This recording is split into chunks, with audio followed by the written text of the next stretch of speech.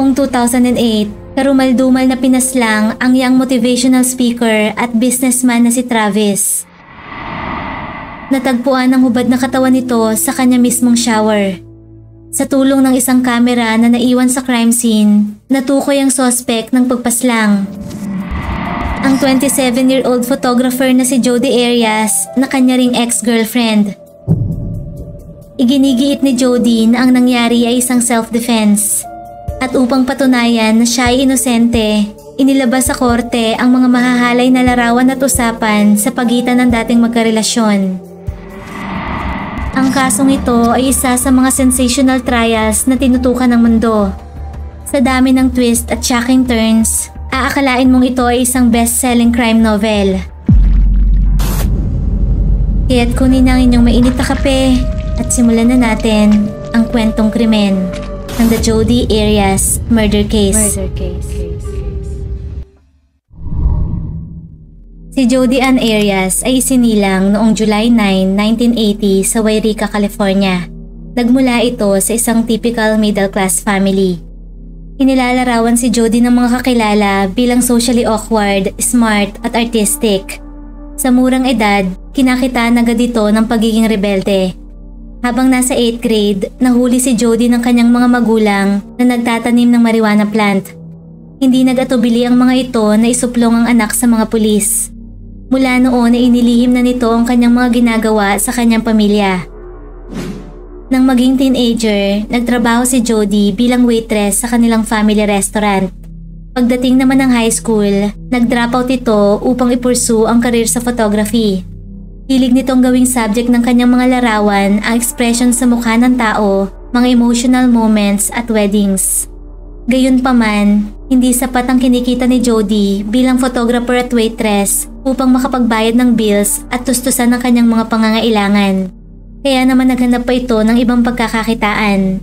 Hanggang sa matagpuan nito ang isang multi-level marketing organization. Isang kaibigan na nag-introduce kay Jody sa kumpanyang prepaid legal. Hindi nito pinalampas ang oportunidad na ito. Noon ay kinulayan ni Jody ng blonde ang kanyang buhok, inimpake ang mga gamit sa kanyang sasakyan at nag-drive patungo sa Palm Springs. Excited ito na magsimula ng bagong buhay roon bilang salesperson. Sa isang prepaid legal conference, nag-cross ang landas si Jody at ng lalaking magpapabago ng takbo ng kanyang buhay, si Travis.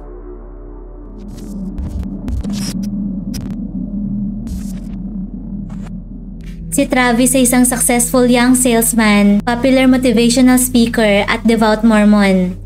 Pero bago ang kanyang mga tagumpay, hindi naging madali ang buhay para kay Travis. Ang nanay at tatay nito ay kapwa mga drug addicts. Kaya naman hindi nagampanan ng mga ito ang kanilang responsibilidad para kay Travis at sa 7 pa nitong mga kapatid. Sa edad na 11, nang pumanaw ang ama ni Travis isang car accident sa kanya mismo ika-20th birthday, lumipat ito sa bahay ng kanyang lola at sinundan ng iba pa nitong mga kapatid kinalaunan. Mula sa gabay ng kanyang lola, nakilala ni Travis ang Mormonism. Noon ay nagsimulang magkaroon ng direksyon ng buhay ni Travis. Naging isa itong matagumpay na motivational speaker at sales representative sa prepaid legal. Dahil sa kanyang career, kinailangan nitong lumipat sa Mesa, Arizona para sa mas malawak na business opportunities at upang mas mapalapit sa Mormon community. Sa kabila ng pagtaas ng ranggo sa kanyang trabaho, may isang bagay sa kanyang buhay na inaasam-asam si Travis na mapunan. When I first started training and things like that, you can imagine the first thing I would hear a lot of was, by the way, he's single. And I'd be like, that's right, I am. Maybe he's gonna get me. That's been going on for 6 years. Sa edad na 30, nais na ni Travis na tahakin ang next chapter ng kanyang buhay. At noon ngang September 2006, tila tinupad ang kanyang panalangin. Nakapukaw ng pansin ni Travis ang beautiful blonde 28 years old na si Jody habang hinihintay nito ang kanyang kaibigan sa MGM Grand Hotel and Casino. Matapos ang pag-uusap, inimbitahan nito si Jody para sa isang executive banquet sa gabi ring yon. Habang nasa event, saksi ang mga kaibigan ni Travis sa instant chemistry ng dalawa. Si Jody ay nakatira noon sa Palm Springs, 4-hour drive mula sa bahay ni Travis sa Mesa. Gayunpaman, hindi ito naging hadlang upang mabuo ang kanilang romantic relationship. Araw-araw nag-uusap ang dalawa sa telepono. At noong February 2007, opisyal nang naging couple ang dalawa, bagamat long distance pa rin sa isa't isa. Kapwa in love noon sina Jody at Travis. Iniwan ni Jody ang kanyang 4 na taong karelasyon para kay Travis. Habang binanggit naman ni Travis sa kaibigan na natagpuan na nito ang kanyang future wife na si Jody, ang babaeng kanyang pakakasalan. Hanggang sa makalipas ang 1 buwan ng pag-uusap lamang sa telepono, nagdesisyon ng dalawa na magkita sa Ehrenberg, Arizona, ang gitna ng Phoenix at Palm Springs. Nag-check-in ang mga ito sa isang motel. Noon ay mas lumalim ang koneksyon ni na Jody at Travis nang may mangyari sa kanila sa unang pagkakataon. Mula noon ay napadalas ang kanilang pagkikita. Nagsimula rin ang kanilang mga travel adventures. Habang tumatagal ay mas nahulog ang loob ni Jody kay Travis. Lagi siya nitong napapatawa at ipinaparamdam nito sa kanya kung gaano siya kahalaga. Subalit lingid sa kaalaman nito, noon ay may pag-aalangan na si Travis. Bagamat ipinagmamalaki nito ang nobya at minsan pa nga ay sinabi sa kaibigan na kung sino man ang pakakasalan ni Jody ay mananalo ng wife lotto, may isang malaking hadlang sa pag-usad ng kanilang relasyon. Dahil si Travis ay isang devout Mormon, tanging Mormon woman lamang ang nais nitong pakasalan. At hindi iyon si Jody. Simula nang may mangyari sa kanila, natanggal na si Jody bilang potential wife na inaasam ni Travis. Kahit pa nga isa si Travis sa nagbinyag kay Jody upang sumanib sa kanyang relihiyon, mayroon pa rin itong pasubali. Sa Mormon faith, mahigpit na ipinagbabawal ang pakikipagtalik ng hindi pa kasal. At taliwas ito sa mga ginagawa ni Travis. Tila may dalawa itong persona. Sa harap ng publiko, si Travis ay isang banal na tagasunod ng kanyang relihiyon na naghahanap ng isang perfect Mormon wife. Ang nais nito ay mapapangasawa na birhen, hindi gaya ni Jody. Bagamat sa kabilang banda ay lihim itong nakikipagsiping sa mga babae. Gayunpaman, kailangan nitong panindigan ang kanyang malinis na imahe. Sinabi mismo ni Travis sa kanyang malalapit na kaibigan na hindi na si Jody ang kanyang wife material.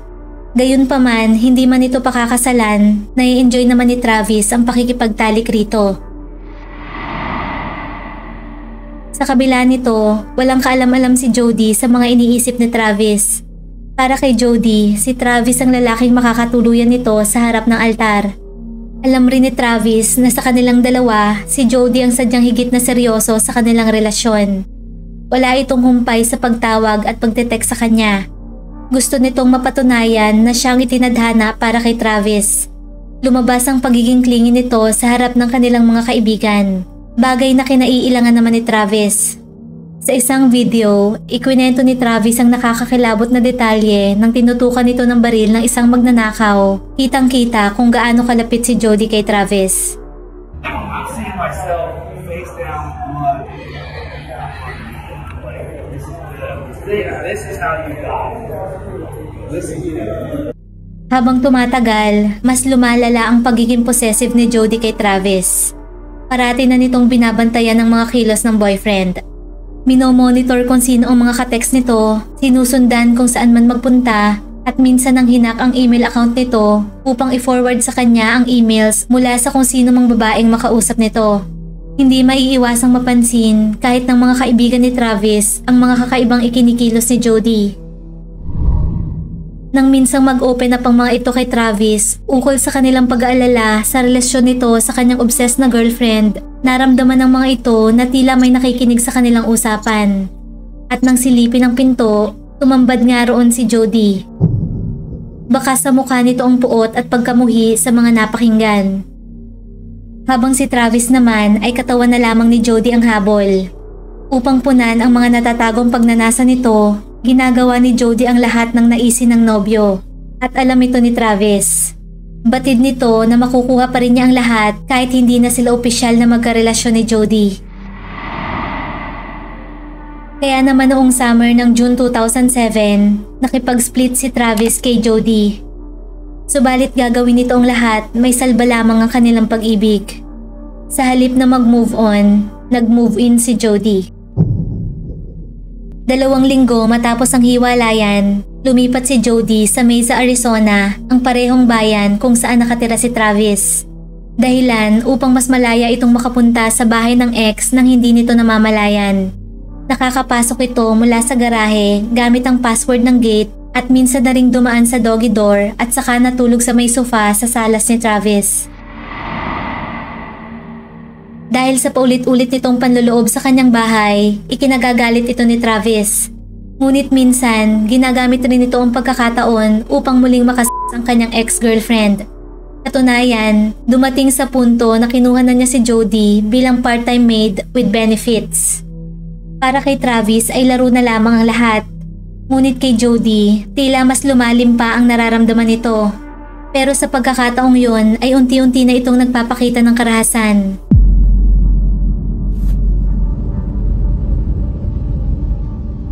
Sa patuloy na paghahanap ni Travis ng asawa na taglay ang morals na gaya ng ipinapakita nito sa publiko, muli itong nakipag-date. Nakilala nito ang isang kapwa Mormon, ang 18 years old na si Lisa Anders. Nalaman agad ito ni Jody. At noon rin ay nakatanggap si Lisa ng anonymous emails. Isa rito ay nagsasabing kahiya-hiya at maruming babae si Lisa. Dagdag pa ng sender, inuubos lamang ni Lisa ang kanyang oras. Magsisi na lamang umano ito sa kanyang kasalanan dahil nakasalalay ang kanyang future at salvation sa kanyang mga desisyon at aksyong gagawin. Walang duda si Travis at ang mga malalapit sa kanya na si Jody ang nagsisend ng email. Noon ay higit na napagtanto ng mga ito na may mali sa babaeng ito. Minsan rin ay kinakatok nito ang pinto ni Lisa sa 10 oras ng gabi. At sa 2 magkaibang pagkakataon, inasingaw naman ito ang gulong ng sasakyan ni Travis nang bumisita ito sa bahay ng bagong nobya. Sa isang nakakakilabot na diary entry ni Jody noong August 2, 2007, inihayag nito kung gaano ito kabaliw kay Travis. I could possibly love him not, though I wish I could turn it off like a light switch, duct tape it down so it can't be turned back on, or better yet just cut the circuit cut off at its life source. Make it dead within seconds, lifeless. Hanggang sa noong katapusan ng March 2008, nagdesisyon si Jody na bumalik sa Northern California. Ito ay sa pag-asang makapagsimulang muli sa pamamagitan ng pagdistansya ng kanyang sarili kay Travis, ang taong kanyang kinabaliwan ng halos 1.5 taon. Nais rin itong humanap ng bagong oportunidad para sa personal at financial stability. Tumira ito sa tahanan ng kanyang grandparents. Samantala, nakakilala namang muli si Travis ng isang bagong Mormon woman, si Mimi Hall, na para sa kanya ay perpekto bilang misis. Bagamat noon ay wala pang nararamdamang romantic si Mimi kay Travis. Habang si Jody naman ay nakatagpo rin ng bagong pag-ibig sa isang lalaki mula sa Utah, si Ryan Burns. Subalit sa kabila nito, hindi pa rin natigil ang komunikasyon ni na Travis at Jody. Kahit long distance na, nagpatuloy ang sexual conversations ng dalawa. Sa isang mensahe sa MySpace na nagmula kay Travis noong May 2, 2008, mababasa kung gaano pa rin kainit ang relasyon ng mag-ex. Mapatext man o tawag, ipinararamdam ng mga ito ang kanilang pagnanasa sa isa't isa. Hanggang sa sinimulang i-record ni Jody ng palihim ang kanilang mahahalay na pag-uusap. Kinalaunan, sinabi nito na ginawa niya lamang ito dahil sa pag-uutos ni Travis. Samantala, ginamit naman ni Jody bilang pang-blackmail ang kanyang mga hawak na sex recordings. Minsan pa ay nagsend ito kay Travis na isang pamphlet ukol sa pedophilia. Bagay na nagdulot ng matinding galit rito. Agad namang humingi ng paumanhin si Jody at inamin na hindi nito sinasadyang saktan ang damdamin ni Travis. Hindi naman ito tinanggap ni Travis. Noon ay tinawag nito si Jody ng pinakamasahol na mga pangalan. Sinabihan niya ito ng evil sociopath, worthless at ang worst thing na nangyari sa kanyang buhay. Dagdag pa nito, kinasusuklaman niya si Jody. Noon ay batid ni Jody na lumabo na ang pag-asang magkabalikan sila ni Travis. Noong June 2008, nagplano si Travis na isama si Mimi sa isang all-expense-paid company trip sa Cancun. Nais nitong higit pa nilang makilala ang bawat isa. Kung saan pumayag naman si Mimi sa kondisyon na sa magkahiwalay na kwarto sila matutulog. Habang sa parehong buwan, nagplano naman si Jody ng isang road trip sa Salt Lake City upang tagpuin ang kanyang bagong love interest na si Ryan. Noon nga ay tila sa wakas ay kapwa naka-move on na sina Jody at Travis sa isa't isa. Sa puntong nakahinga na rin ng malalim ang mga malalapit kay Travis na nangangamba para sa kanyang kaligtasan. Hanggang sa noong June 2008, ilang araw bago ang kanyang trip sa Mexico, bigla na lamang hindi makontak si Travis ng mga kaibigan. Walang anumang text, tawag at email na natatanggap ang sino man mula rito, kaya naman nag-alala na ang mga ito lalo na si Mimi Hall. Nalalapit na ang kanilang trip subalit hindi niya ito mahagilap. Kaya naman nagdesisyon na ito na puntahan na si Travis sa kanyang bahay. Inakala ng dalawang kaibigan ni Travis na nasa trip na ito kasama si Mimi. Kaya laking gulat ng mga ito nang sumulpot ito doon. Sinamahan ng mga ito si Mimi papunta sa kwarto ni Travis sa itaas na palapag ng bahay. Habang papalapit na sa silid, sinalubong na ang mga ito ng nakakasulasok na amoy. Pagbukas ng pinto, tumambad sa kanila ang eksenang hindi na nila makakalimutan kailan pa man. Agad na tumawag ang mga ito sa 911. 911, what's your emergency? What's going on? A friend of ours is dead in his bedroom. We hadn't heard from him for a while. We think he's dead. His roommate just went in there and said there's lots of blood. I didn't go in, but I can give you the phone to someone who went in there. Yes, please, can you? Hello. Hi, so what's going on? He's dead. He's in his bedroom. Okay. In the shower. Okay, how did this happen? Do you have any idea? No, we have no idea. Everyone's been wondering about him for a few days. She said that there was blood. So is it coming from his head? Did he cut his wrist? It's all over the place. Is there any weapons around? I don't know. Not that I saw. Pagpasok pa lamang ay nakita agad ng mga ito ang carpet na babad ng dugo at nagpatuloy ang mga patak na ito hanggang sa hallway patungo sa banyo. Kung saan ang sahig, pader at sink ay pawang may mga talsik ng pulang likido. Pagsilip sa shower area, natagpuan ng mga ito ang hubad na katawan ni Travis na noon ay halos nabubulok na. Nakabaluktot ito at naliligo sa sarili nitong dugo. Sa tawag mula sa 911, tinanong ng dispatcher kung sino ang posibleng gumawa nito kay Travis. Walang patutsyadang binanggit ng mga ito ang pangalan ni Jody Arias. Has he been threatened by anyone recently? Yes, he has. Okay. He has an ex-girlfriend that's been bothering him and following him and slashing tires and things like that. And do you know the ex-girlfriend's name? Her name is Jody. I don't know if he's ever reported. Hold on. No, he hasn't reported anything about Jody's behavior. Mula sa autopsy, napag-alaman halos 5 araw na itong patay. Umanaw si Travis mula sa 27 saksak ng kutsilyo, bukod pa ang malalim na laslas sa leeg na halos ikaputol na ng ulo nito. Ngunit sa dami na ng tinamong saksak, hindi pa nakontento ang killer dahil kinakitaan pa ito ng isang tama ng baril sa kanyang ulo. Sa umpisa pa lamang ng investigasyon mula sa mga pahayag ng kaibigan, kakilala at kapamilya ni Travis, walang ibang taong itinuro ang mga ito kundi si Jody, ang kanyang crazy ex. Kaya naman malinaw para sa mga pulis na kailangan nilang makausap ang taong ito sa lalong madaling panahon.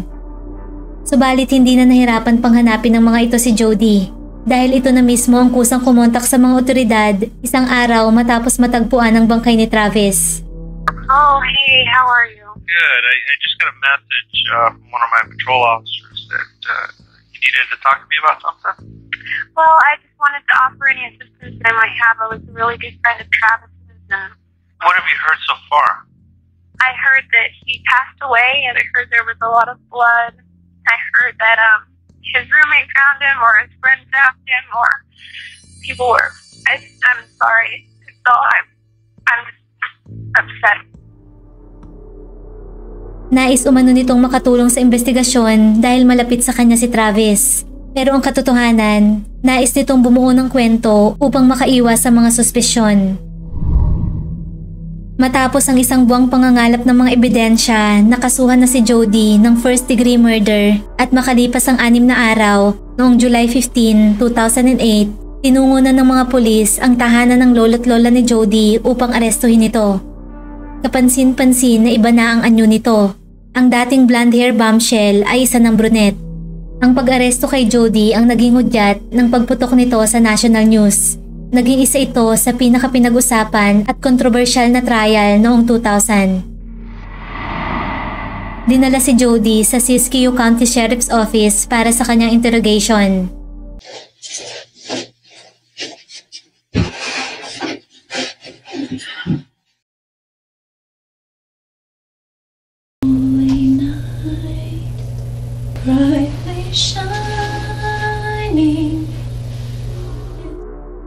Una nang binanggit ni Detective Esteban Flores ang alibay ni Jody sa araw na mamatay si Travis, na nasa isang road trip ito mula sa California patungo sa Salt Lake.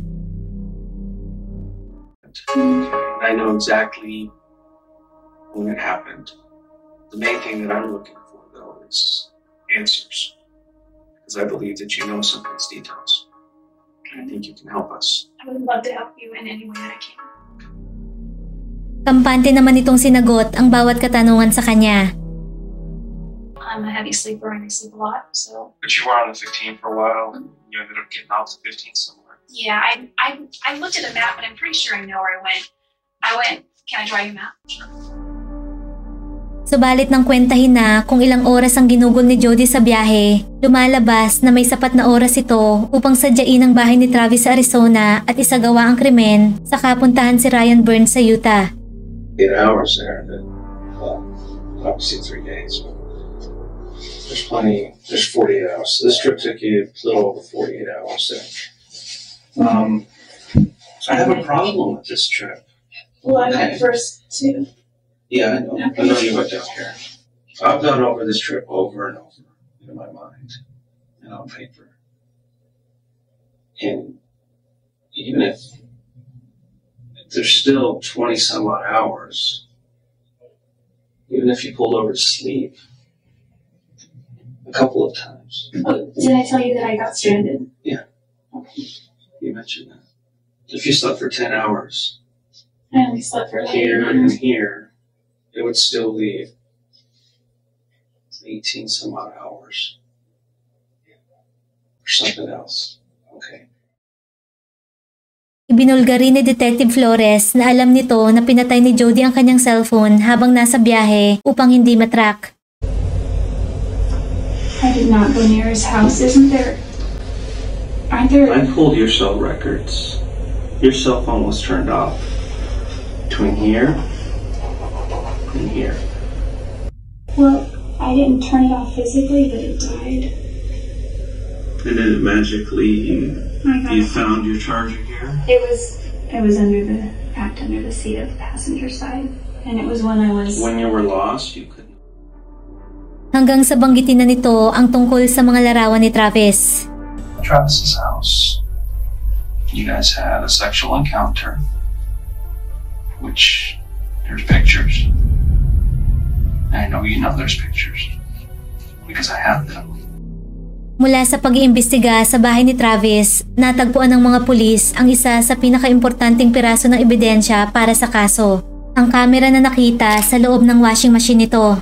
Bagamat burado na ang laman at basa na ng tubig ang nasabing kamera, nagawa namang i-recover ng mga ito ang memory card na naglalaman ng mahahalagang clues.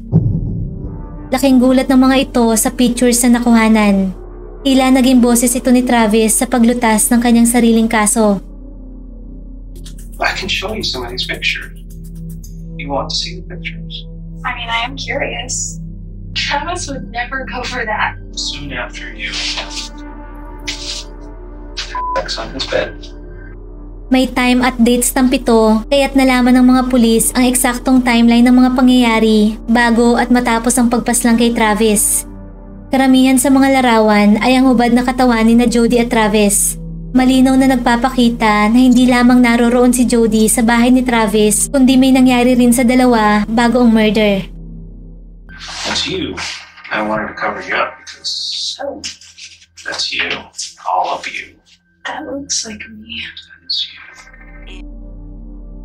Ang kauna-unahang larawan ay may oras at date na 1:40 PM at June 4.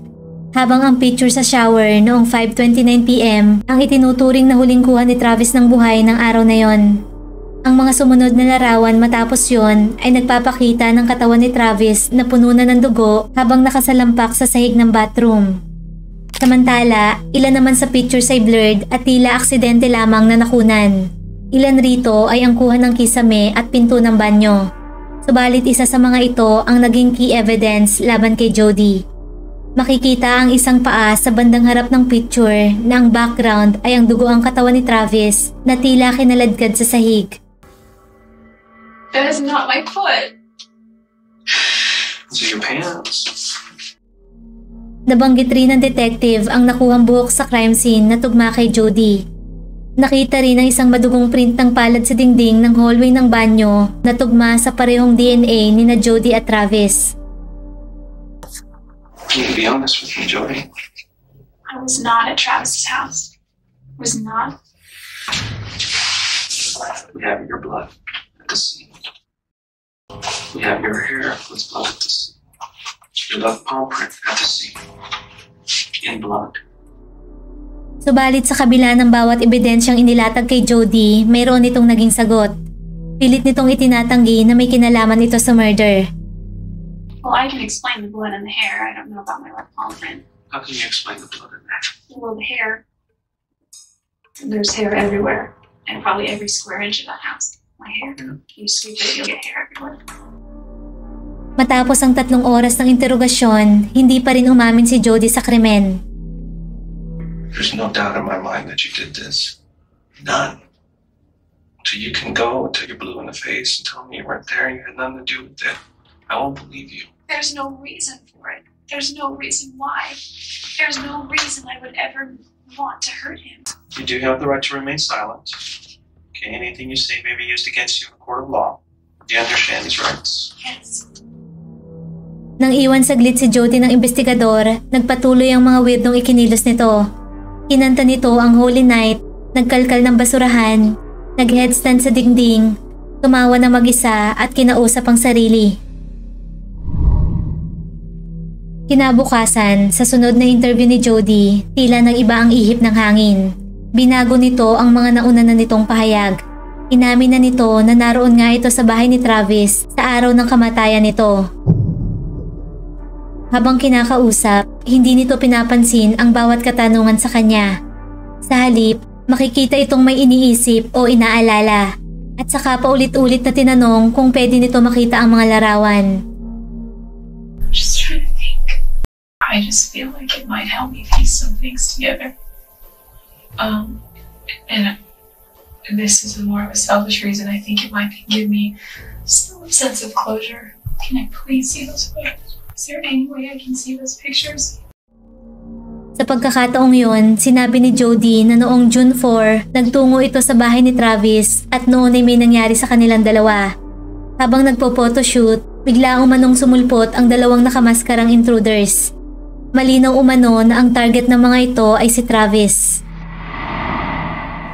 What happened, Jody? What did you see? I took out like a little pig. I ran. He was still like conscious and still alive, and Did you just left him there?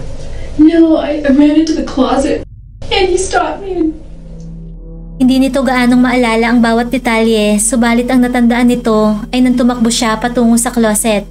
Hinarangan umano si Jody ng lalaking sospek at tinutukan ng baril sa ulo. Saka tinakot na wag nitong ipaaalam kanino man ang kanyang mga nakita. Dahil kung hindi ay mangyayari sa kanyang pamilya ang sinapit ni Travis. I came in here hoping that you would tell me the truth. And this is not the truth, Jody. this is all I know. This just does not make any sense.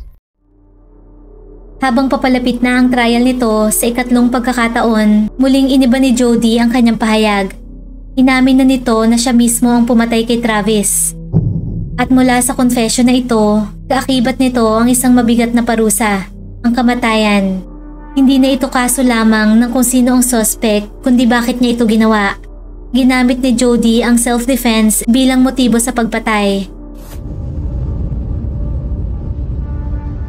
Nagsimula ang trial noong late 2012. Mainit na tinutukan ng publiko ang kaso ni Jody Arias. Dinagsa ng mga cable networks at online streams broadcast ang Maricopa Supreme Court upang saksihan ang buong trial. Sa harap ng parehong pamilya ni na Jody at Travis, inilatag ang mga aktwal na mahahalay na larawan at recordings bilang bahagi ng mga ebidensya. Sinasabing isa ito sa most sensational at sexually charged criminal trial in recent memory. Una nang inihayag ng prosecutors ang dahilan ng pagpaslang ni Jody kay Travis. Selos umano ang motibo para kitilin ni Jody ang inosente at mabuting tao na si Travis. He was a good man according to her. She slit his throat as a reward for being a good man. Agad naman itong kinontra ng defense team ni Jody. Ayon sa depensa, si Travis na kilala ng tao ay hindi ang Travis kapag kaharap si Jody. Ginamit ng mga ito bilang defense strategy sa buong trial ang pagbubulgar ng mga itinatagong baho ni Travis, na si Travis ang perpetrator at si Jody ang biktima. Ayon pa sa mga ito, si Jody ang dirty little secret ni Travis, ang babaeng ginamit nito para sa kanyang mga maiitim na pantasya. Pinilit umano nito na kontakin pa rin siya ni Jody kahit lumayo na ito ng tirahan. Upang masiguradong pagmamayari niya si Jody, iginawa pa ito ni Travis na isang t-shirt na may nakasulat na Travis Alexanders. Nagpapahiwatig na sa kanya lamang ito. At nang kuhanin niya ito bilang tagalinis sa kanyang bahay, ay pinagsusuot niya ito ng isang French-made uniform habang siya ay pinagsisilbihan nito. Kaya naman upang patunayan nito, inilabas ng kampo ni Jody ang mga recordings mula sa mga pag-uusap ng dalawa sa cellphone. You have the most incredible stamina that I've ever even dreamed of encountering. I'm gonna tie you to a tree. Oh my gosh, that is so debasing. I like it. Ngunit hindi lamang umano ginamit ni Travis si Jody sa kanyang dark fantasies, kundi bilang buntunan na rin ng galit at sama ng loob. Hanggang sa umabot na ito ng sukdulan noong June 4 sa araw ng kamatayan nito. Nang sa unang pagkakataon ay nanlaban si Jody upang iligtas ang kanyang sariling buhay. Noong February 4, sorpresang humarap si Jody sa witness stand upang depensahan ang kanyang sarili. Doon ay lakas loob nitong ikwinento ang kanyang bersyon ng mga kaganapan nang mangyari ang murder. Ayon kay Jody, sumiklab ang tensyon sa pagitan nila ni Travis nang mahulog nito ang kamera nito habang sila ay nagpipicture. Nagalit umano ito at saka dinambahan si Jody. Sa kanyang pagpupumiglas, nagawa umanong makatakas nito. Kaya naman sa closet ito dumiretso dahil alam nitong doon nakatago ang baril ni Travis. Itinutok niya ito kay Travis upang takutin at nang tumigil ito. Subalit hindi ito natinag. Bagkus ay tumakbo ito papalapit sa kanya habang sinasambit na papatayin siya nito. Doon na napaputok ni Jody ang baril nang hindi sinasadya. Sa pagkakakilala nito sa ugali ni Travis, hindi malabong tuluyan na umano siya nito. Pagkatapos makawala, nang bumagsak ang katawan ni Travis sa kanya, hindi na maalala ni Jody ang mga sumunod na pangyayari. Ang natatandaan na lamang nito ay nagmamaneho na ito ng apak sa disyerto patungo sa westward. Naalala umano ni Jody ang ilang kaganapan nang makita ang baril na nakapatong sa kanyang binti. Saka nito itinapon ang baril sa bintana, na kailanman ay hindi na na-recover. At ang pulang mantsa sa kanyang mga kamay na nilinis nito gamit ang tubig sa kanyang truck. Bukod sa mga ito ay wala na umanong iba pang maalala si Jody sa nangyari sa krimen. Habang nasa biyahe, nag-iwan ito ng voicemail kay Travis bilang palusot na wala ito sa crime scene. Hanggang sa makarating na ito sa bahay ni Ryan Burns sa Utah kung saan ito nagstay ng buong gabi. Nang questionin kung bakit ito nagsinungaling sa mga pulis, sinabi ni Jody na ito ay upang protektahan ang reputasyon ni Travis. Dahil kung aamin man umano ito sa kasalanan ay kailangan niyang sabihin ang lahat-lahat. Kabilang na ang mga kasamaan ni Travis. Ibinulgar ni Jody na minsan na nitong nahuli si Travis na nanonood ng CP. Bagay na nakapagbigay rin ng duda sa mga jury ukol naman sa karakter ni Jody. Kung alam na pala nito ang issues ni Travis, bakit pa nito ipinagpatuloy ang pakikipagrelasyon? Ayon kay Jody, bago malaman na ganoon si Travis, una na nitong nakita ang mga magagandang qualities nito, mga bagay na minahal niya umano rito. Naniniwala si Jody na ang insidenteng nakita mismo ng kanyang mga mata ay parte lamang ng negatibong ugali ni Travis na hindi nito hahayaang manaig sa kanya. Subalit maraming butas sa mga pahayag ni Jody na magpapatunay na hindi self-defense ang lahat kundi sadyang planado. Ayon sa prosecutors, walang saysay ang self-defense claim ni Jody dahil extreme overkill ang dinanas ni Travis. Kung tutuusin, 3 beses itong pinatay mula sa saksak, laslas at baril. Isa sa kritikal na ebidensya laban kay Jody ay ang .25 caliber handgun na pinaniniwala ang ginamit sa pagpaslang nito kay Travis. Ito ay ang parehong baril na nai-report na ninakaw umano sa bahay ng grandparents ni Jody ilang araw bago mamatay si Travis. Nagpapatunay ito na hindi lamang pinatay ni Jody ang ex, kundi maigi nitong plinano ang pagpaslang. Gayon din ang natuklasan ng mga ito na 2 5-gallon gas cans na hiniram ni Jody sa dating nobyo. Nang tanungin kung para saan ito, sinabi noon ni Jody na magta-travel ito sa kaibigan sa Arizona at California. Ayon sa prosecutors, nag-imbak ito ng gas patungo kay Travis upang hindi na kailanganin pang dumaan sa mga gas station at stores kung saan maaaring makuhanan nito ng videos at matunto ng kanyang mga ikinilos. Iprenesenta rin ng mga ito ang resibo ng 2 10-galong gas na binili ni Jody ng gabi bago ito bumiyahe sa Arizona. Sagot naman ni Jody, nais nitong makatipid ng gas dahil mura ang presyo nito sa Nevada at Utah. Inilatag rin ng prosecutors ang detalye ng paggamit ni Jody ng rental car at pagbabaliktad ng license plate nito upang hindi ma-detect patungo kay Travis. Nag-testify ang clerk ng rental company na ginamit ni Jody. Dumayo ito sa Redding, California upang magrenta ng sasakyan upang hindi makilala ng kung sino man. Ayon rito, nang isauli ang sasakyan, may mga mantsa umano ito ng tila kulay Kool-Aid at nawawala na ang floor mats nito. Matibay na patunay na premeditated ang lahat. Kalkulado ni Jody ang kanyang mga kilos bago isagawa ang murder. Habang nasa witness stand, nag-request ang prosecutor kay Jody na ipakita ang mga daliri nito na sinasabing sanhi ng dinanas itong pisikal na pang-aabuso kay Travis sa loob ng kanilang relasyon. It's bent, yes. It's bent. Show us how bent it is again, ma'am. Higher, so we can see it sideways. Ma'am, if he caused that damage on January 22nd of 2008, that would have been before this picture that we have here.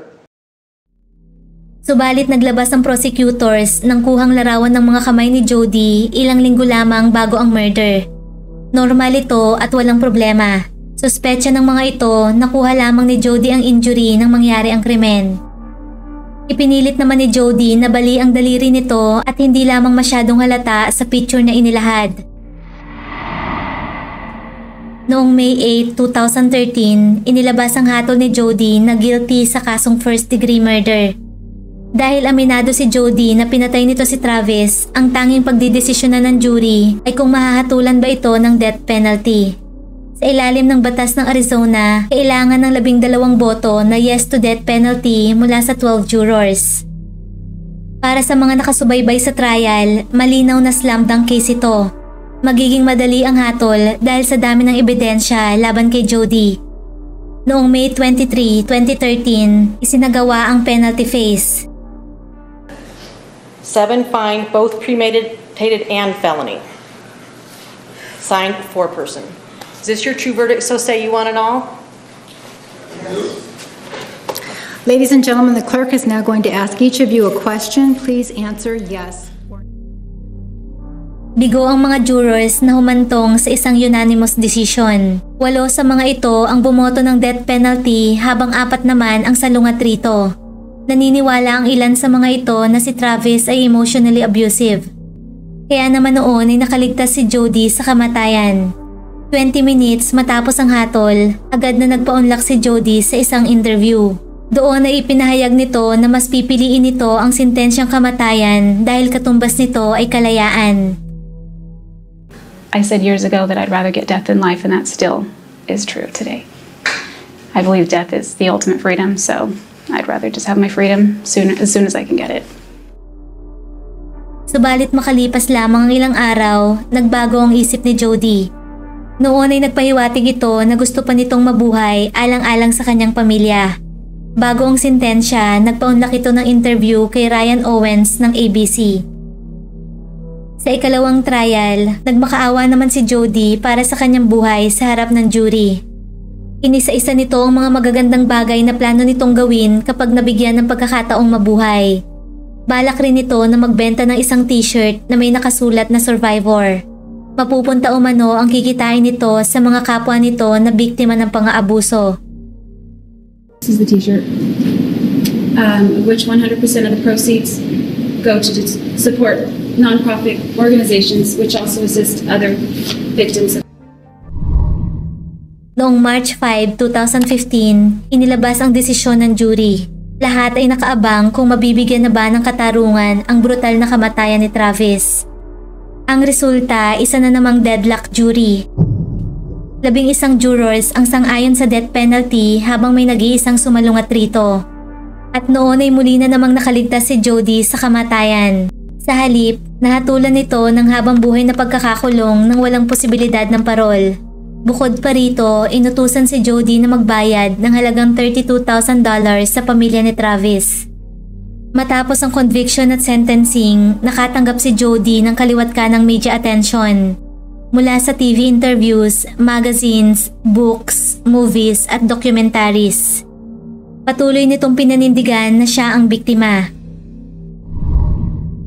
Samantala, isa sa mga defense attorney ni Jody na si Lawrence Nurmi ang nagsiwalat ng kanyang mga karanasan sa kanyang kliyente. Nagsulat ito ng libro na pinamagatang Trapped with Miss Arias na naging dahilan ng pagkatanggal nito ng lisensya at nakasuhan pa ng isang civil suit sa paglabag ng attorney-client privilege. Ayon kay Nurmi, habang nasa trial, itinuring ito ni Jody bilang kanyang boyfriend. Napatunayan umano nito noon na si Jody ay sadyang isang manipulator. Dahil dito, nag-file umano ito ng motion upang mag-withdraw sa kaso bagamat na-deny ito ng judge. Pinabulaanan rin ito ang mga alegasyon ni Jody laban sa kanya na si Normie ay walang bisang attorney dahil sa pagwawalang bahala nito sa kaso. Hindi umano nito pinaghahandaan ng mabuti ang kanyang depensa at hindi inilabas ang mga ebidensya na sana'y makakatulong sa kanya. Ayon naman kay Normie, ang katotohanan ay mahirap katrabaho si Jody. Uncooperative at hindi umano ito marunong sumunod sa kanyang mga legal advice. Inamin nito na hindi siya naniniwalang inosente si Jody. Samantala, habang nasa kulungan, patuloy na ginamit ni Jody ang kanyang manipulation skills. Noong 2018, humarap sa publiko ang dati nitong kaibigan at cellmate na si Tracy Brown. Ayon kay Tracy, si Jody ay isang songbird at mayroong malaanghel na boses. Habang nakakulong, sobrang naging close sila ni Jody. Sa katunayan, pumayag pa itong magpalagay ng 6 na tattoo kay Jody. Gamit ang mascara, pencil lead at improvised na karayom, nagtatattoo si Jody sa kanyang mga kasamahan upang magkaroon ng extra income. Dahil sa pagiging charming at flirty umano nito sa mga gwardya, nagagawa nitong ipuslit ang ilang mga bagay na ipinagbabawal sa kulungan. Nang makalaya si Tracy noong March 2009, nanatili silang magkaibigan ni Jody. Naging tagapagtanggol niya ito online at umattend rin ito ng mga court hearing ni Jody.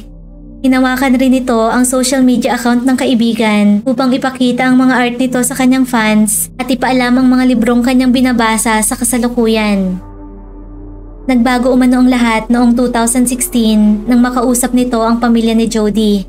Noon ay na-realize nito na hindi totoo ang mga pinagsasabi sa kanya noon ng kaibigan kung paano siya itrato ng kanyang mga magulang.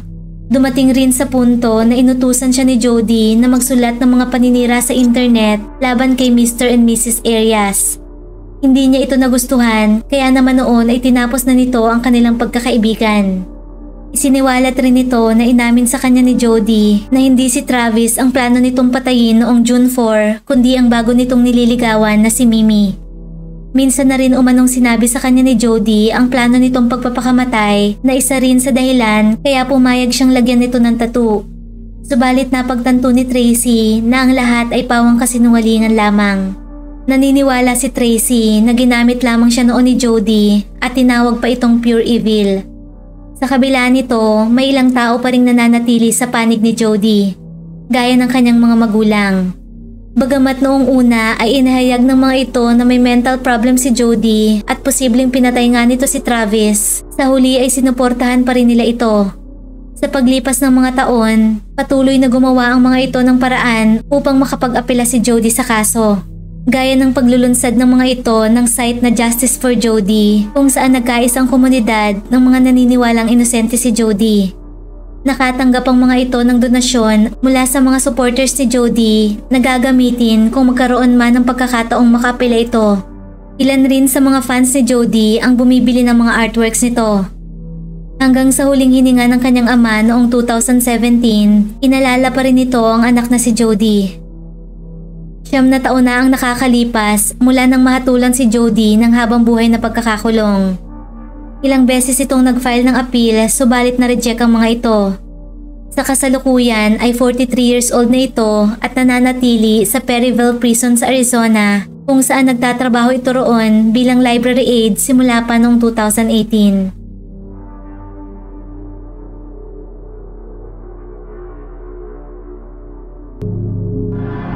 Kung nagustuhan mo ang ating kwentong krimen, huwag kalimutang mag-like, subscribe, at comment sa kung ano ang iyong opinyon tungkol rito. At laging tatandaan, mahalaga ang buhay, huwag kang papatay. Maraming salamat po sa panonood at hanggang sa muli.